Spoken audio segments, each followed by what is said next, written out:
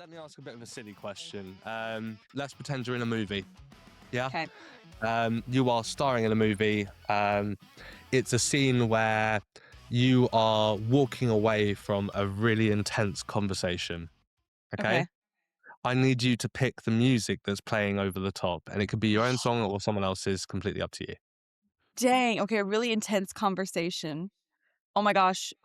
You know what it would be? Because I used to like pretend I was walking away from this as a kid. This is another like I would listen to the song in the back of my dad's car and be transported to a scenario that my child mind would never be actually in.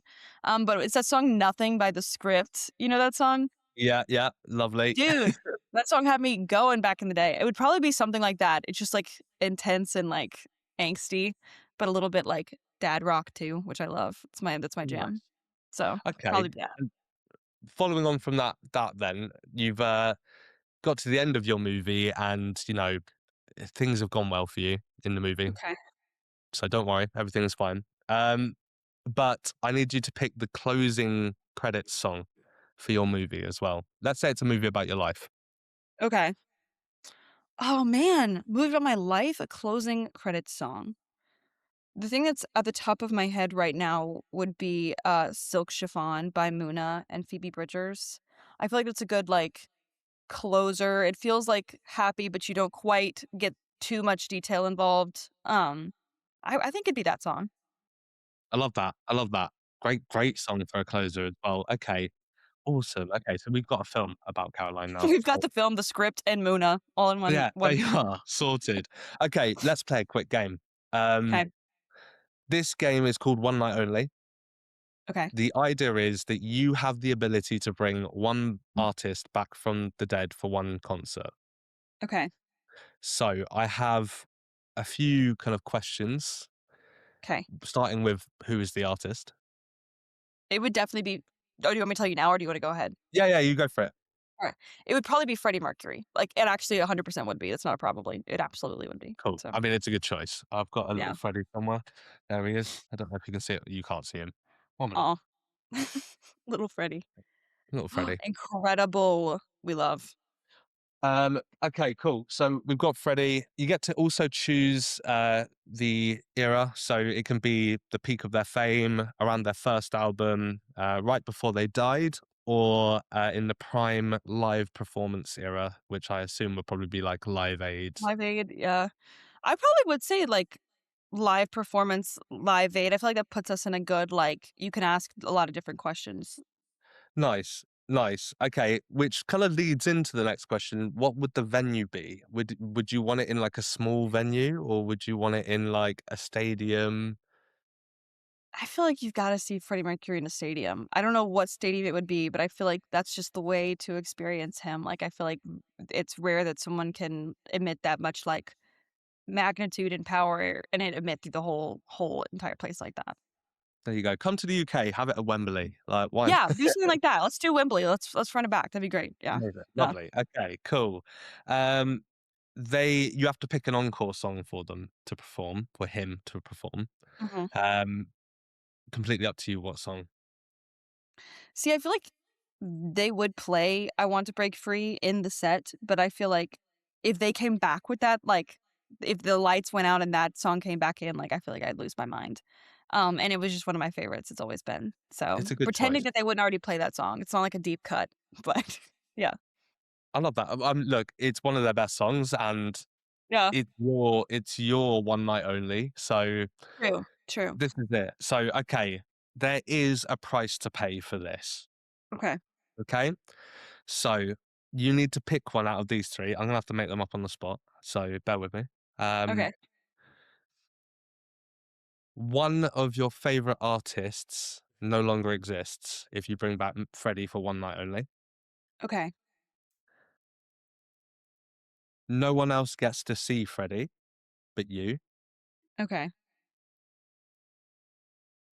They can't play the encore that you want. You have to pick one. I feel like it'd probably be they can't play the encore because I'm not, like, greedy enough to even though it's tempting, like, I would want there to be a full crowd for Freddie. And then couldn't bear to have one of my favorite artists not also in existence. So I feel like I'd give up the encore and leave it to fate of whatever he decided to play that night. That's fair enough. Well, look, I tell you what, they can he can still perform "I Want to Break Free" at some point in the gig. Yeah, So 'cause truthfully, that's not an encore song. I thought and thought about, like, what that could be, but I don't know. I don't know. that's Yeah, fair enough. That's fair enough, and yeah. that's your one night only with Freddie Mercury. I love that. It's my one night Um, only. we are straight into our first act for your dream concert now. So the way that I do this is I don't really like to call them like support acts and then headline because sometimes it's three complete legends, sometimes it's someone's decided to do it as like support headline. Mhm. Um, so the first act of your dream concert, who have you got in mind? I've already kind of mentioned him, but I think Noah Kahan would definitely be at my dream concert. I've seen him play before, and it was one of those where I, like, did not stop crying the whole night long just because, like, his music is that does that for me. So I feel like Noah would be a good start to the evening, just, like, vibe-wise.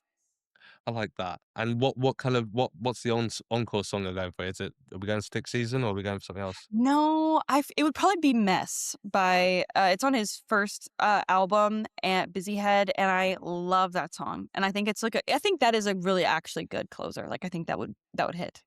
Amazing. Okay, Yeah. amazing. So we've got the first act. Yeah. That's a really strong start for like quite a nice, not too big venue as well. Mhm. I'm interested to see what the next two acts are, but before we get into them, I have some more questions for you. Okay. If you could steal someone else's song and pass it off as your own, Okay. what are you going for? Oh, this is another tough one. Julia Wolf has this song called "Bottle of Advil," and it's one of her older songs, and I love that song, and she actually has a line in it where she says, like, "But I'll hear a song I didn't write and then forfeit," which is weirdly enough just about the feeling of, like, wishing you'd kind of written that song and just, like, this existentialism. But I love that song. It's always my, like, go-to when I wanna feel something. So yeah, definitely that one. Nice. Okay, great choice. Great choice. Um, okay, I've got a bit of a task for you. Okay. Um, you are creating a songwriting circle. So it's going to be you and three other artists, and you are going to essentially get in a room together from now until the end of time to write songs. Okay. They can be dead or alive, they can be new or old, it can be whoever you want, but I need you to name three people that you would want in that room with you to write songs. Okay. I'd probably choose Holly Humberstone because I think her melodies and just her, like, way of speaking is very, very cool. Obviously gotta throw Taylor in there. Sorry to mention her so much, but I think she's, like, the GOAT when it comes to songwriting. Fair enough. Um, and then I think just for fun, I would also probably throw Sabrina Carpenter in there. I love her writing, and I think she's very versatile, like, listening to her older stuff too, it's like, she really can do anything, so I think no matter what vibe we brought to the table, Sabrina could handle it. So yeah, I think that'd be my circle for the end of time. I like that. To be honest, I've got really into Sabrina Carpenter recently because I've got two girls and Oh, love. they are like fanatics for Olivia Rodrigo, Sabrina Carpenter, and Taylor Swift is like their trio. Oh, And amazing. I've just been kind of deep diving into Sabrina Carpenter and like some of the songs are just huge. Yeah, Like they're incredible, they're incredible, so well written as well. And it's just like, okay, this is actually class. Like she's really kind of gone about this a really kind of special way. incredible. So yeah, great answers, and that is your songwriting circle for the rest of time. Let's call them all up and just get it sorted. Like I'm Yeah, sure I I think can if we just call you know what I mean? It's like, what if we just call Taylor up and then, like, we easy. could do that. Yeah.